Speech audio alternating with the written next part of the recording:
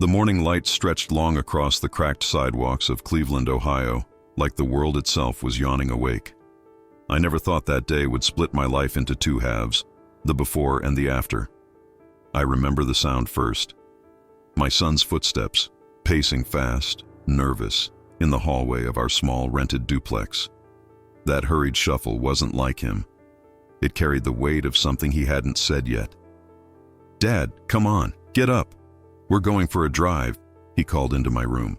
His voice was strained, like every word was being squeezed out of a throat too tight to breathe. I pushed myself upright on the edge of the bed. At 62, mornings didn't come easy anymore. My knees stiff, my chest heavy, my head still foggy from the pills the doctor said might help with the memory lapses. Sometimes they did, sometimes they didn't. But that morning, I felt something else, a spark of hope. It had been months since my boy Michael had asked me to go anywhere with him.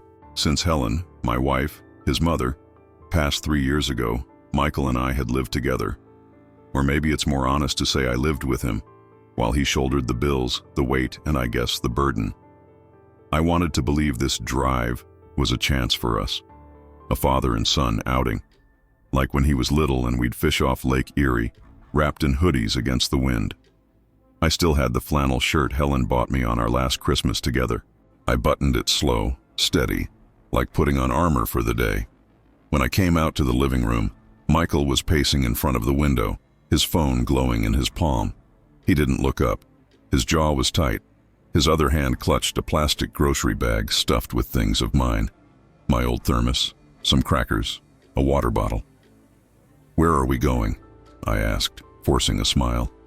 He glanced at me, then back at his phone. "It's a surprise, Dad. You'll see." A surprise. My heart lifted for a moment. I wanted to believe him. The spring air was damp as we walked outside, the kind of Cleveland morning after rain when the earth still smelled alive. He opened the passenger side of his used Honda Civic, that beat-up silver one he'd bought 2 years back. I lowered myself into the seat, clutching the grocery bag he'd shoved into my hands. The first 20 minutes of the drive were quiet. Too quiet. He kept both hands on the wheel, his knuckles white, eyes locked forward. I tried talking, asked him about work at the auto shop, about the Cavaliers game the night before. He only muttered, "Yeah, Dad," or "mm-hmm." Something was wrong. We left the freeway, cut through a stretch of suburbs I didn't recognize. The houses thinned out. Soon it was just trees, taller and denser, until the road narrowed into a path I'd never seen.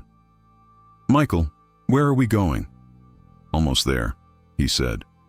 His voice cracked a little. Finally, the car jerked to a stop in a small clearing surrounded by tall pines. The kind of place you'd expect teenagers to sneak into with beer and cigarettes, not a father and son to share a morning.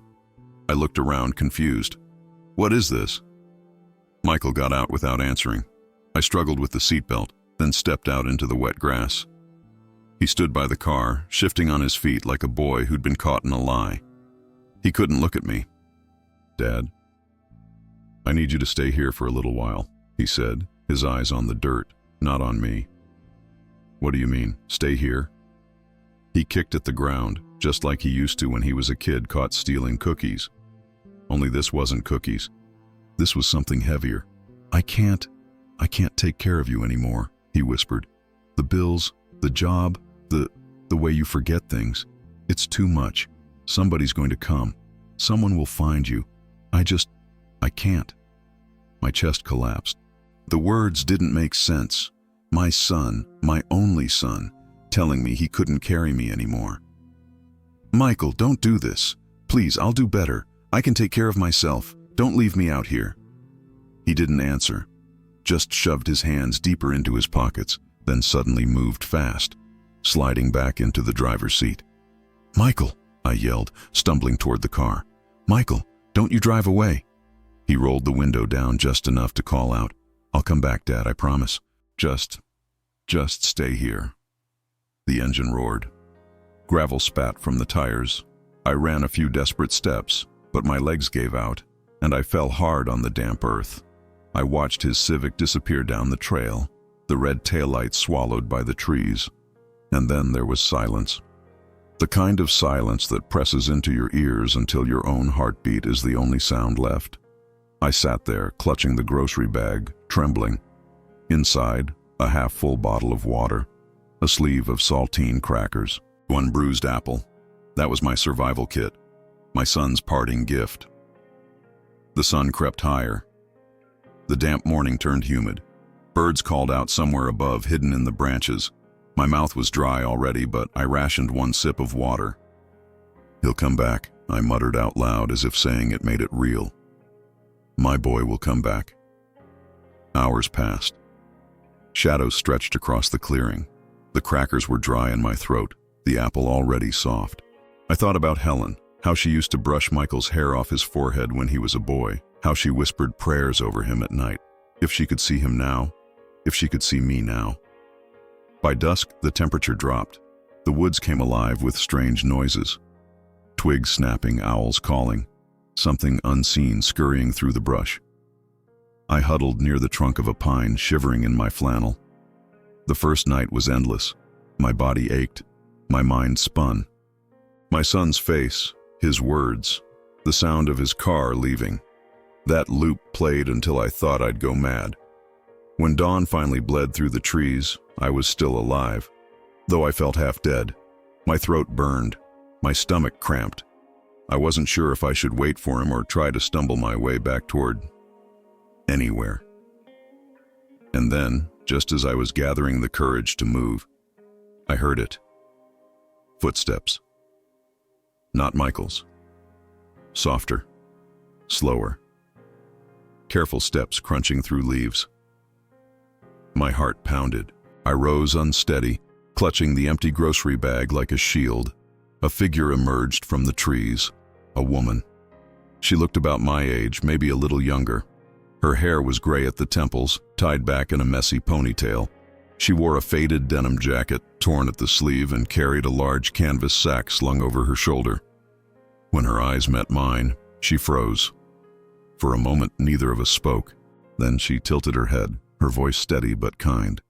"Mister, what are you doing out here alone?" I opened my mouth, but no words came. My throat was too dry, my mind too broken. All I managed was a hoarse whisper. "My son, he left me here." She stared at me, shocked, then set down her bag. From it, she pulled a plastic bottle of water and pressed it into my hands. "Drink," she said firmly. "Slow, small sips." The water slid down my throat like mercy itself. That was the moment my life, my broken, abandoned life, shifted. Because in the silence my son left behind, a stranger's voice filled the air. And that voice would change everything. Before I continue I want to pause here. If this story touched you, let me know where you're listening from in the comments. It means more than you know. And if you'd like to hear the rest of this journey, make sure to like this video and subscribe. There are so many more pieces of this story to share, and I don't want you to miss them. The first time I saw her up close, the morning light caught her face through the pines, and for a second I thought she looked like every hard year of her life was carved into her skin, but not in a cruel way, in the way weather etches itself into stone. Her eyes were brown, softened at the edges with crow's feet. But when she looked at me, I didn't see pity. I saw fire. She pressed the water bottle into my shaking hands and waited. "Go on," she said again. Small sips. I drank slow, careful, as if my body had forgotten how to take in kindness. It was the best water I ever tasted. When I lowered the bottle, she crouched down, leveled her gaze at me and asked, "How long you been out here?" My throat ached. My voice cracked. "Since yesterday morning." She shook her head in disbelief, muttering something I couldn't catch. Then she asked, "And your son? You said he left you?" I nodded. My chest clenched when I said it out loud again. "Said he'd be back. He didn't come." Her lips pressed into a tight line. She looked away, like she couldn't bear to imagine it. Then she turned back and put her hand gently on my shoulder. "That's not right," she said. "That's not how family treats each other." For the first time since Michael drove away, I felt my eyes sting. but I swallowed it down. I wasn't going to cry in front of a stranger. "My name's Grace," she said, breaking the silence. "Grace Thompson." I wiped my mouth with the back of my hand, searching for something solid in the fog of my mind. "David," I managed. "David Miller." "Well, David Miller," she said. "You can't stay out here another night. Not like this. You'll freeze, or worse." I wanted to argue, to tell her my son would come back, that I just had to wait. But deep inside, that hope had already cracked. She stood and hoisted her canvas sack back over her shoulder. "Come on, I'll take you to my place. Ain't much, but it's better than sitting here waiting for ghosts." I hesitated. The ground felt safer than following someone I didn't know, but something in her voice, firm but kind, pulled me to my feet. We walked through the woods together, her steps sure, mine clumsy. She pointed out roots and rocks, warning me where to place my feet. She knew these paths like the back of her hand. "Been walking these woods for 5 years now," she said after a while, her breath steady. "They're about the only place I feel at home." The trees thickened, swallowing the sunlight. The smell of damp earth rose around us.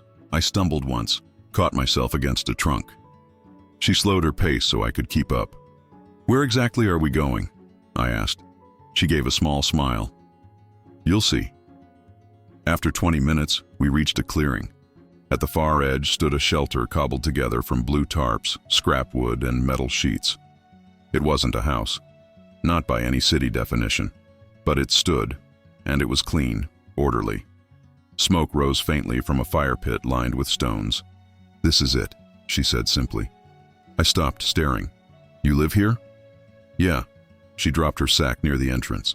"It's not much, but it's mine, and it's safe." I didn't know what to say. All I knew was that I was standing in front of someone who had turned scraps into survival. Grace motioned for me to sit on an old plastic chair by the fire pit. "You look like hell. Sit. Rest." I obeyed, lowering myself onto the chair. My legs trembled, partly from fatigue, partly from the weight of everything I'd lost in the last 24 hours. Grace knelt by the pit, stacking kindling. She moved with the ease of routine, like she'd done it 1,000 times. "You eat anything since yesterday?" "Just some crackers, an apple." She glanced back at me, eyes narrowing. "That's not enough for a man your age. Wait here." She rummaged in her sack, pulled out a small loaf of bread wrapped in a towel. She tore it in half and handed me a piece. I stared at it, guilt prickling. "That's yours."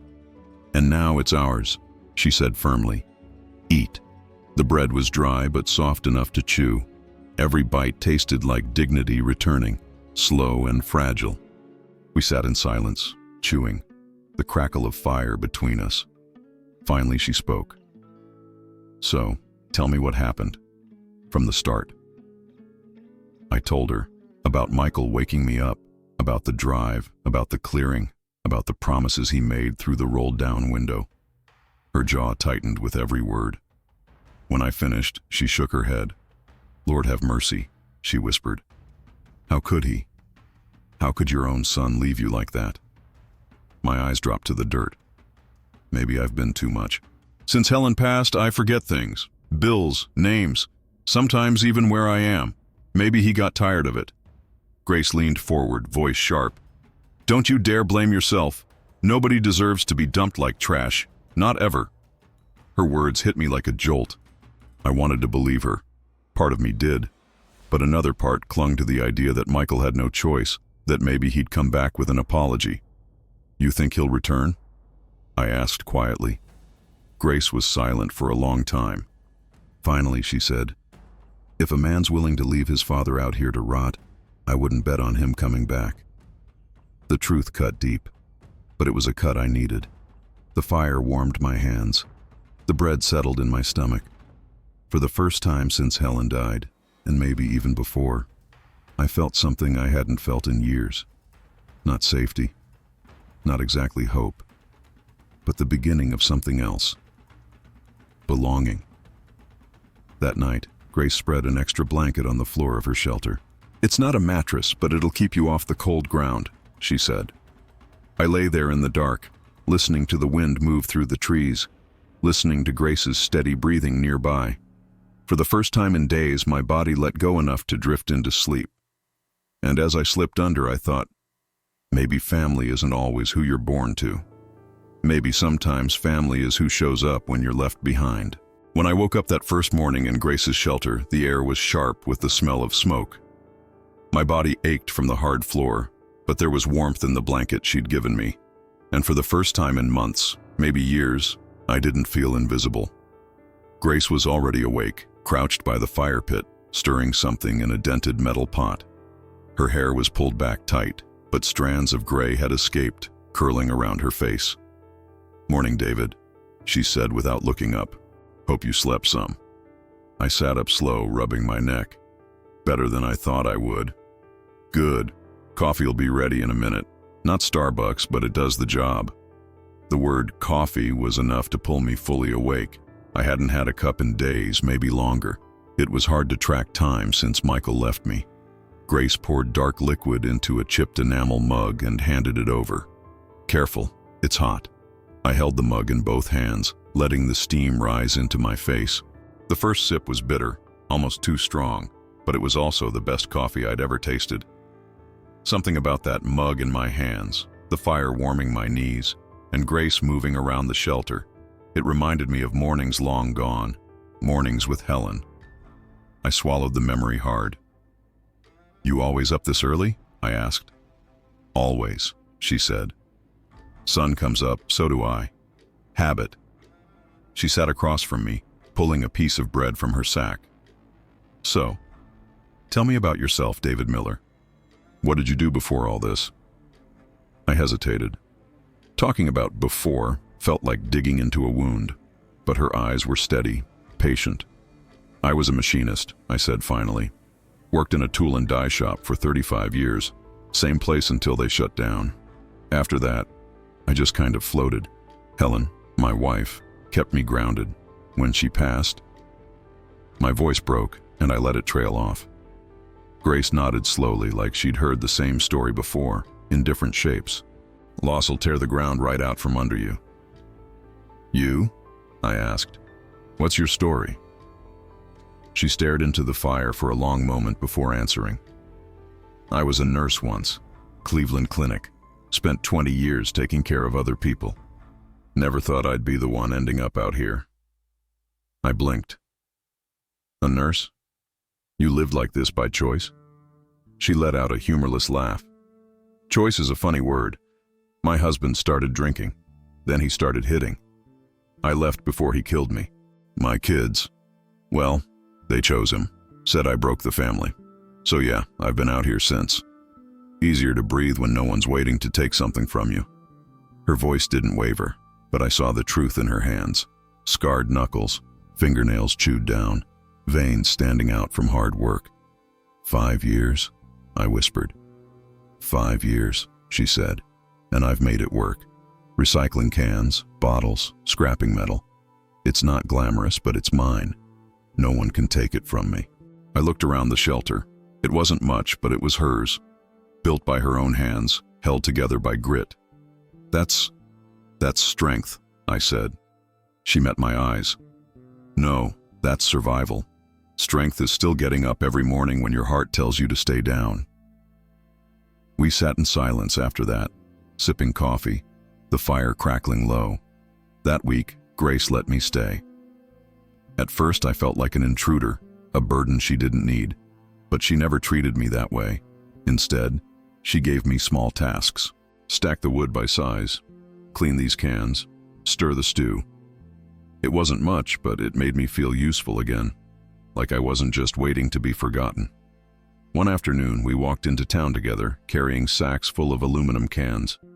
My legs ached, but I forced myself to keep up. Grace showed me where to sell the scrap, how to count every dime. When the man at the recycling yard handed her the money, she pressed half into my palm. "I didn't do half the work," I protested. "You did enough," she said, "and tomorrow, you'll do more."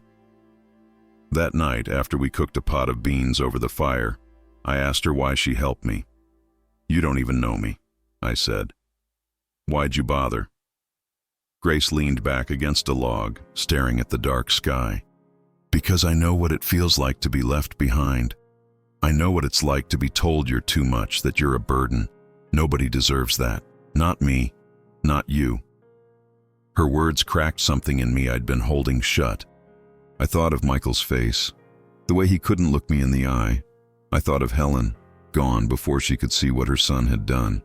That night I cried, quiet, ashamed, but I cried. Grace didn't say a word. She just let me be. The days blurred into a rhythm. Wake at dawn, gather wood, sort cans, cook simple meals, rest when the sun went down. And every evening Grace and I would talk about her kids, who she hadn't seen in years, about my son, who might never come back, about everything and nothing. One evening, as the firelight flickered, she looked at me and said, "You ever think maybe family isn't about blood? Maybe it's about who shows up when no one else does?" I didn't answer right away. I just stared into the flames, letting her words sink into the hollow places inside me. Because for the first time since Helen died, I felt like maybe I wasn't completely alone in this world. The first week turned into 2 before I realized how much time had passed. When Michael left me in those woods, I thought hours mattered. Every minute was a chance he might turn back, headlights flashing through the trees, his voice calling my name. But days stacked up like bricks, and no headlights came. And Grace became the steady beat in the silence. She woke before dawn, always. The first thing I'd hear was the scrape of her boots on the dirt floor, the soft clink of metal as she stirred the fire back to life. Then came the smell, coffee beans, sometimes bread if she'd found enough flour in town. I'd lie there on my blanket, pretending to still be asleep just so I could listen to her hum. Always the same tune, low and steady, like a hymn she'd carried with her through all those years of pain. One morning, as I sat sipping coffee, I asked, "What's that song you always hum?" She shrugged. "Don't know. Something my mama used to sing while she worked in the kitchen. Guess it stuck." Her voice cracked just enough for me to see there was a story she wasn't ready to tell yet. Grace taught me things. How to tell good wood from rotten by the sound it makes when you knock it against a rock. How to find the cleanest water in the creek. How to tell when a raccoon's been sniffing around your food stash. Me, a man who spent his life inside a machine shop, was learning how to live like the woods belonged to me. One afternoon, we walked into town again with bags of cans and bottles. People waved at Grace like she was part of the scenery. She wasn't invisible here. She was known, respected in her own way. At the recycling yard, the man behind the counter looked at me and said, "New recruit?" Grace smirked. Something like that. I felt pride swell in my chest when he handed me my own few dollars for the work. It wasn't much, but it was mine. Back at the shelter that night, I stared at those crumpled bills in my hand. "Feels good," I admitted. "Told you," Grace said, poking the fire. "You're not helpless, David. You've still got fight in you." Her words hit deeper than she knew. I'd been walking around for years feeling like dead weight, a widower, a father who couldn't hold on to his son, a man who forgot too much and offered too little. But Grace looked at me like I was worth something. That night, after the fire burned low, I asked her, "Grace, do you ever think about going back to your kids?" She didn't answer right away. She sat very still, staring at the embers. Finally, she said, "Every day. But thinking about them and seeing them ain't the same thing. They made their choice. I was the bad guy in their story. And sometimes it's easier to let people keep believing the story they already wrote." Her voice was calm, but her eyes glistened in the firelight. "And you?" she asked softly. "Do you think about going back to your son?" I swallowed hard. "Every hour." "Then why don't you?" "Because..." My throat tightened. "Because I don't know if I'd be welcomed. Because I don't know if I'd forgive him, or if I'd forgive myself for still loving him." The silence between us was heavy, filled with things neither of us could fix. The next day, Grace gave me a new task. "We're building something today," she said, handing me a stack of scrap wood. "What exactly?" I asked, already sweating under the midday sun. "A better roof." You keep telling me you were a machinist. That means you know how to measure. Put that to use. For the first time in years, I felt my hands find a rhythm again. Sawing, measuring, hammering. By evening, the roof of the shelter had a stronger frame. Grace stood back, hands on her hips, and grinned. See? We're not just surviving, we're building. That word, building, sat with me. Later that night, as we sat by the fire, she asked out of nowhere, "You believe in second chances, David?" I looked at her, at the woman who had saved me with nothing but a water bottle, bread, and stubborn grace. "I have to," I said. "Otherwise, what the hell are we doing here?" She smiled, but it wasn't a light smile. It was the kind that carried history with it. Good.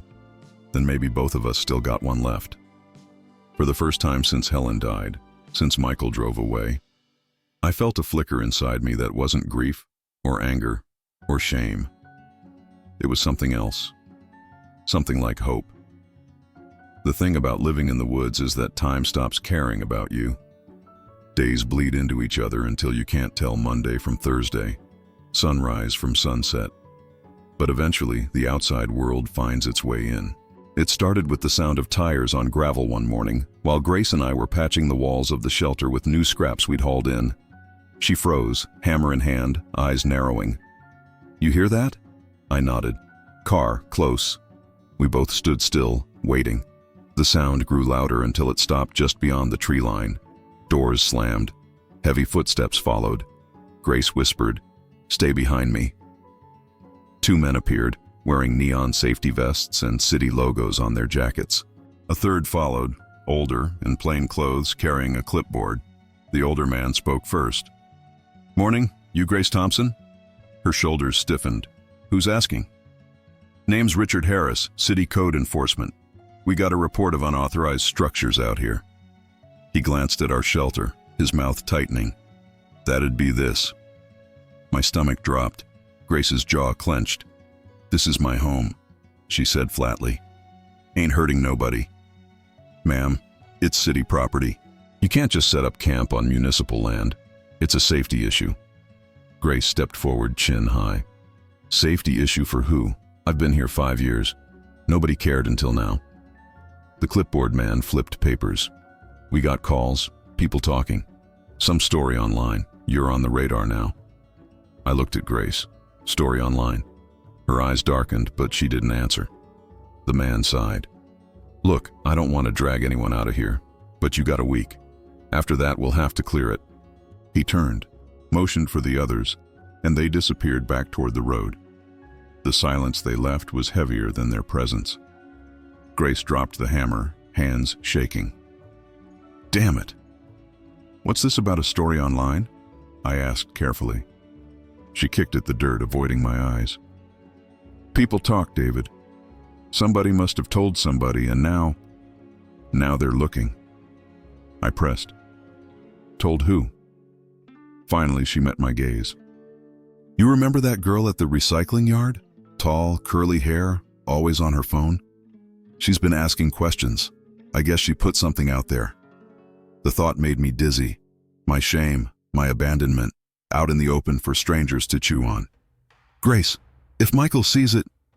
Her hand went up fast. "Stop. Don't go there." But I couldn't stop.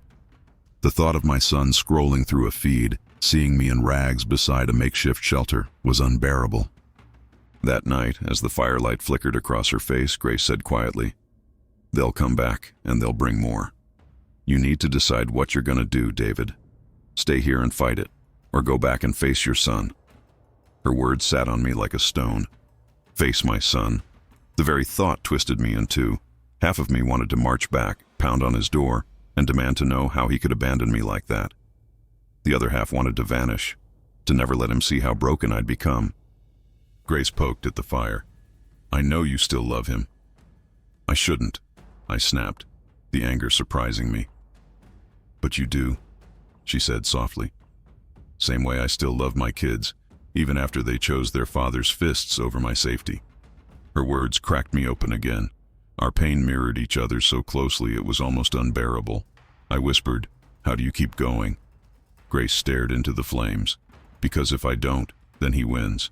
They all win, and I won't give them that." The next morning, she shoved a sack into my hands. "We're going to town," she said. "For what?" "You need clothes that don't make you look like you've been left for dead, and we need to talk to someone who understands what's happening online." So we walked, took the bus, ended up back at the recycling yard. The girl Grace had mentioned, her name was Leah, looked up from her phone and broke into a smile. "Oh, you're here!" Grace's face was stone. "You been putting our business out there?" Leah flushed. "I didn't mean any harm. I just posted your story on a community page. People needed to know. It blew up." "How bad?" I asked, my voice low. Leah bit her lip. "Like 100,000 views bad." My knees nearly gave out. Grace steadied me. "People are calling you the forgotten father," Leah went on. "They're outraged. They're sharing it everywhere." Grace swore under her breath. I just stood there, my whole body numb. The forgotten father. I wasn't sure which hurt more, the truth in it, or the world finally noticing too late. When Leah called me the forgotten father, the words stuck in my chest like a splinter. I couldn't shake them, no matter how hard I tried. All my life I'd been a man who kept his head down, did his work, paid his dues. At the tool and die shop, nobody cared about my name so long as the machines ran. At home, Helen cared. Michael cared, at least once.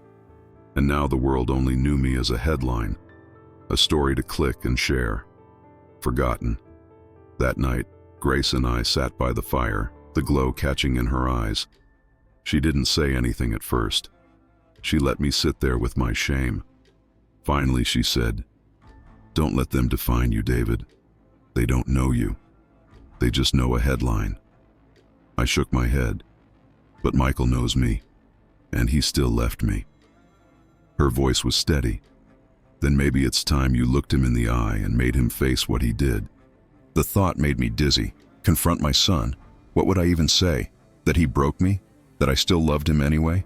Both felt like betrayals. To myself, to Helen, to the man I used to be.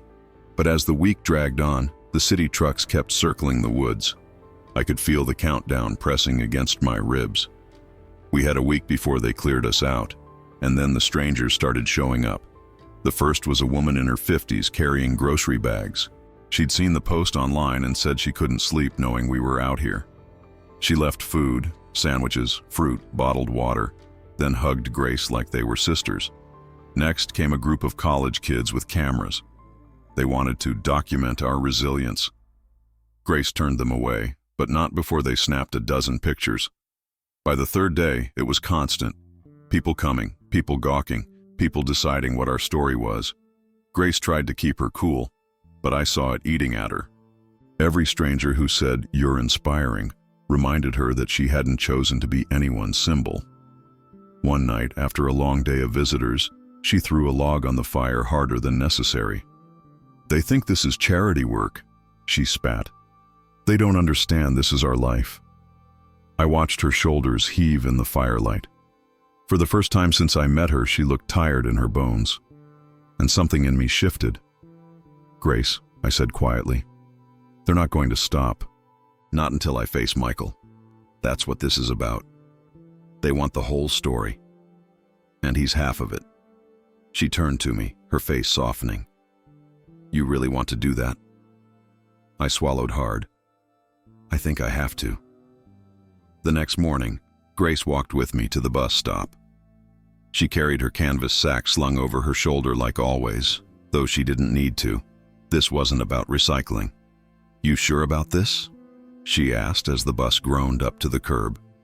"No," I admitted, "but I need to know, even if it hurts." We rode in silence, the city sprawling wider with every block. When we got off, I recognized the neighborhood before I saw the house. My stomach twisted. There it was, the little duplex with peeling blue paint, the one I'd shared with Michael for 3 years after Helen died. The same porch I'd sat on every evening, waiting for him to come home from work. The same driveway where he'd pulled out, leaving me in the woods. My legs almost gave out. Grace touched my arm. "You don't have to do this today." "I do," I whispered. I walked up the cracked path and knocked on the door. 3 knocks. Firm, like I meant it. For a long moment, nothing. Then I heard movement inside, a lock turning. The door creaked open, and there he was, Michael. He looked different, thinner, dark circles under his eyes, beard unshaven. He froze when he saw me. His face twisted through shock, guilt, relief, all at once. "Dad," he whispered. My chest clenched. My throat burned. I wanted to yell, to curse, to demand answers. But when I opened my mouth, all that came out was, "Why, Michael? Why did you do it?" The words hung in the air like smoke, choking us both. "Why, Michael? Why did you do it?" The words left my mouth like broken glass. Michael's lips parted, but no sound came out. His eyes darted to Grace, then back to me. His shoulders sagged against the doorframe, as if the question weighed more than his body could bear. "Dad," he finally whispered, I didn't know what else to do." Anger surged in my chest. "So you left me in the woods, like trash? Like a stray dog?" He flinched. God, no, I thought someone would come. I thought..." His voice cracked. "I came back that afternoon. You weren't there." I stared at him, stunned. "You came back?" "Yes," he said, desperation rising. 4 hours later, you were gone. I thought you'd wandered off, or worse. I searched until dark. I called the hospitals. He swallowed hard. "I even called the morgue." His words hit me like waves, knocking me off balance. I wanted to believe him. But the memory of his face that morning, stone cold, refusing to meet my eyes, burned too deep. "You wanted me gone," I said, my voice low. "Even if you came back, even if you searched, you wanted me gone." He covered his face with his hands. His shoulders shook. "I was drowning, Dad. Every day I'd go to work, knowing you were home alone, maybe forgetting to eat, maybe leaving the stove on, maybe wandering outside. I was terrified something would happen and I wouldn't be there. And the bills, God, the bills. I couldn't keep up. I couldn't breathe. I wanted to scream, to tell him he wasn't the only one drowning, that I was sinking in grief, in memory loss, in loneliness.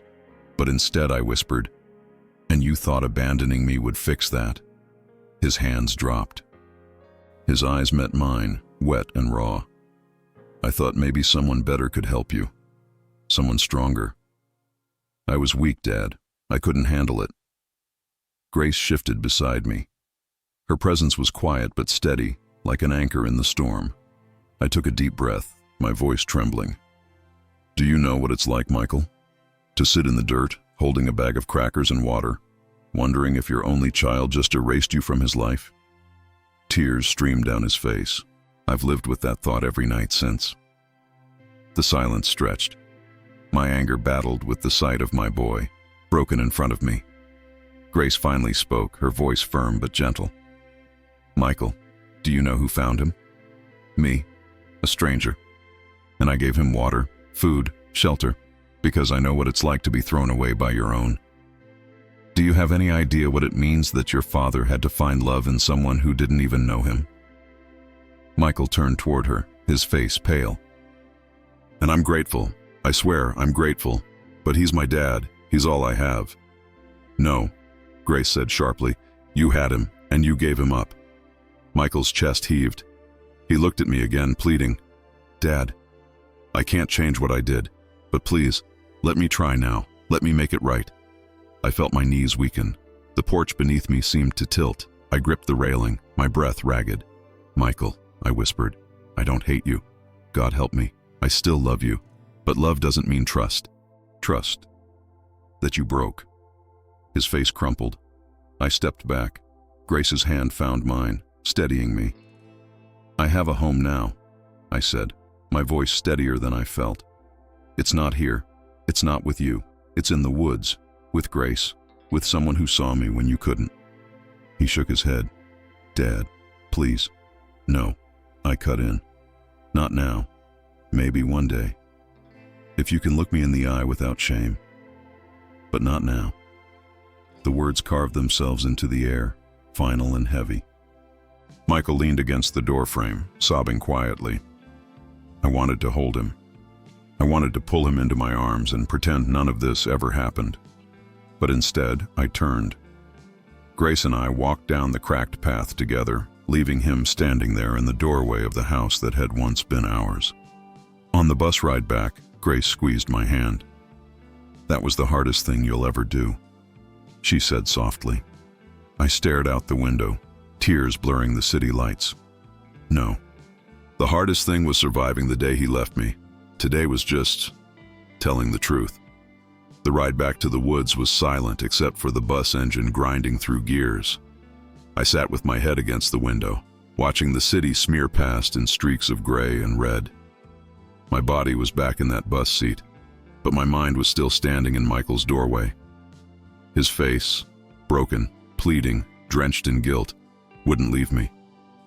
I had waited years for a chance to see my son really look at me, and when he finally did, all I saw was the boy I raised, drowning in the body of a man. Grace squeezed my hand once but didn't speak. She knew words wouldn't fix what had just happened. When we stepped off the bus and started the long walk back through the trees, I expected silence to swallow us whole. Instead, I heard voices before we even reached the clearing. Not just one. Many. Grace tensed.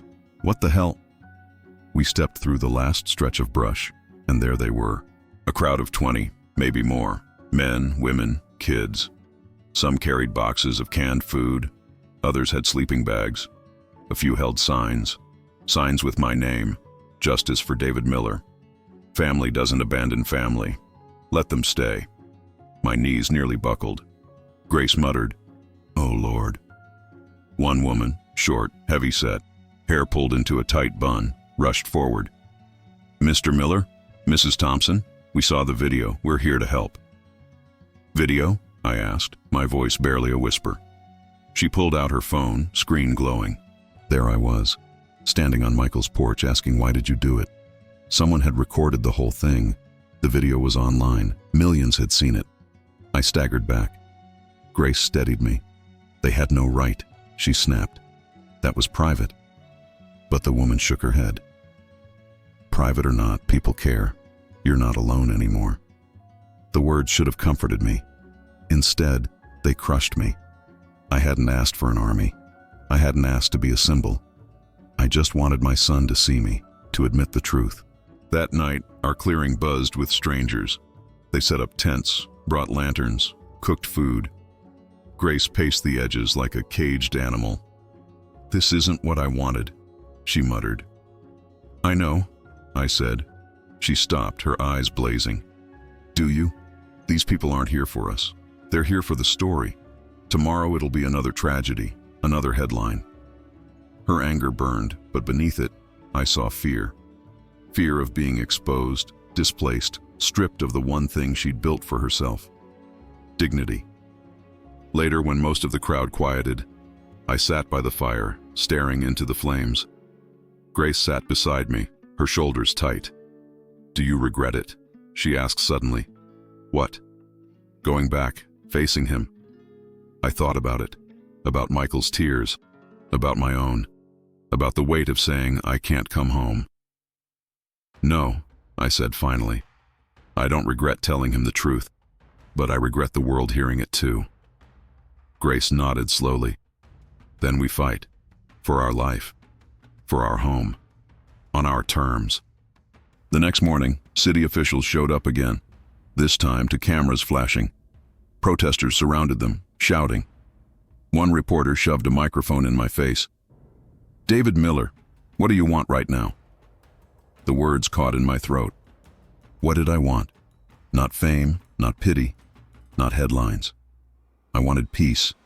I wanted a place to belong. I wanted to live without being erased.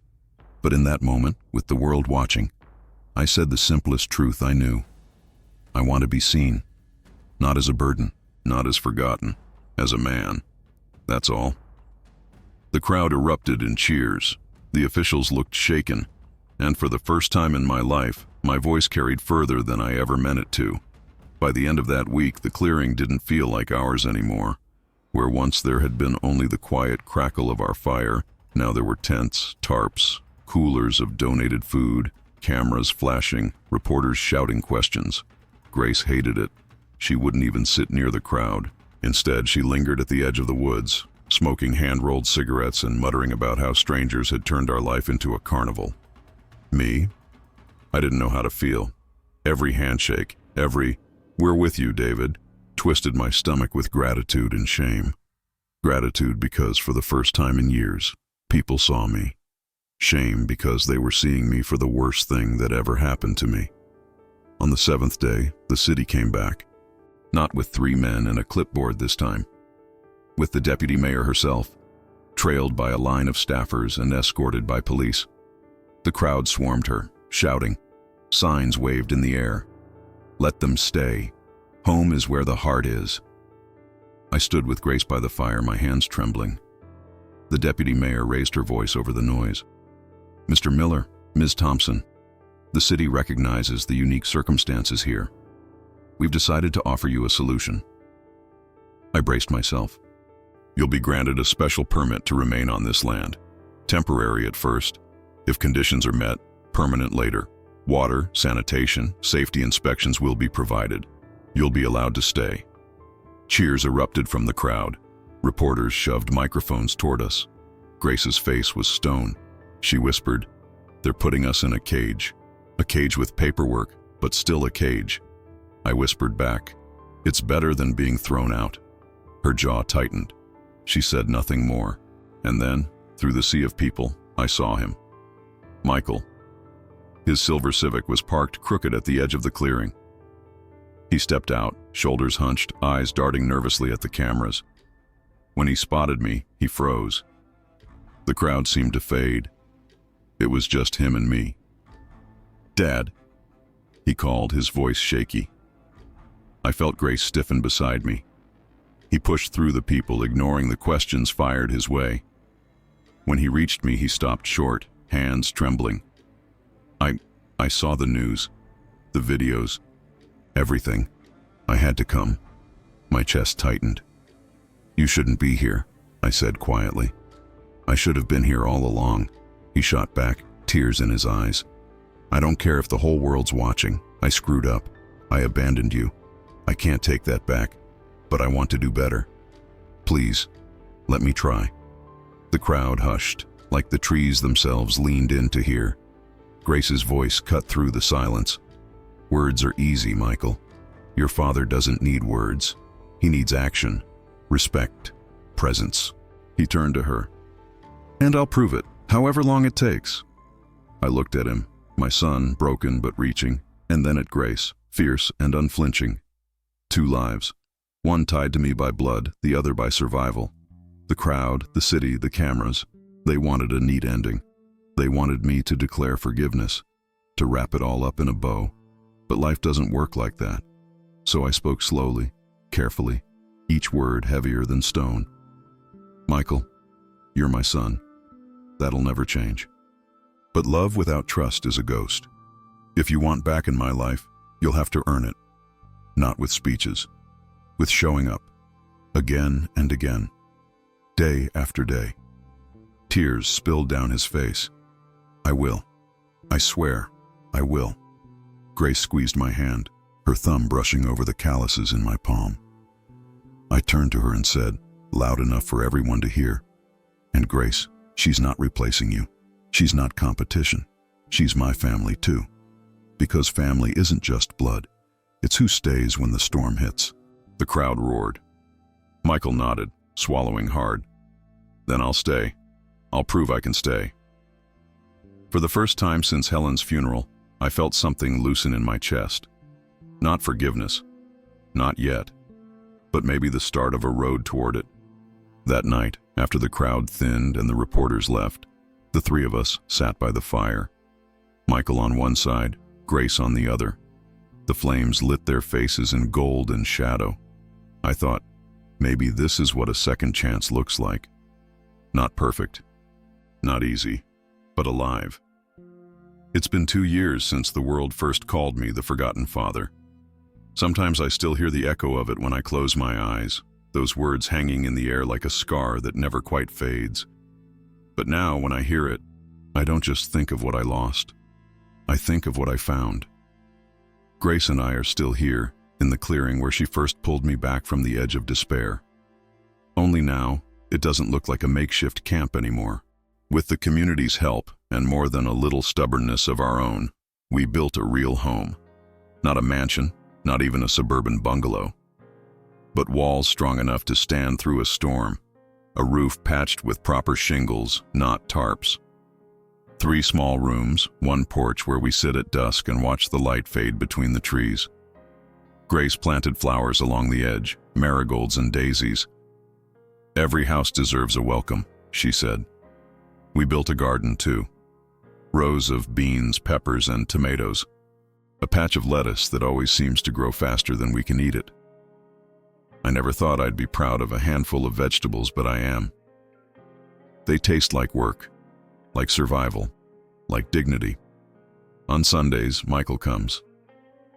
The first time he showed up after that day in the clearing, I half expected him to turn around before reaching the fire, but he didn't.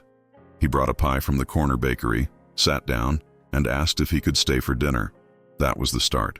At first, he came stiff, quiet, like a man on probation. He did more watching than talking, more listening than explaining. But slowly, week after week, something shifted. He started helping in the garden. He started bringing groceries, then tools, then even his own friends who wanted to see where his dad lives now.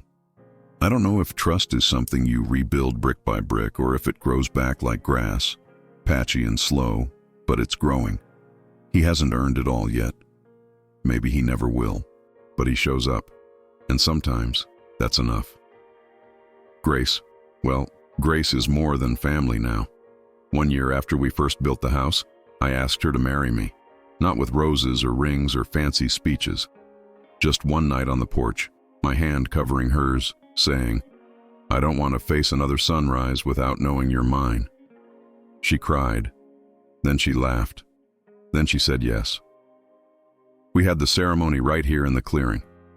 Not a traditional church wedding, though the local pastor came to bless it, but a gathering of everyone who'd walked this road with us. Leah, the girl who accidentally made us famous, baked a cake. Neighbors brought casseroles. Michael stood at my side as best man. When Grace walked toward me, barefoot in a simple white dress someone donated, I swear the whole forest leaned in to listen. Afterward, someone asked me if I'd ever imagined getting remarried at 64, in the middle of the woods, with the whole town watching. I laughed so hard I almost cried. Life never tells you its plans. Now, every morning, I wake to the sound of Grace humming that same tune her mama used to sing. I sit with her on the porch, coffee in hand, the woods alive with bird song.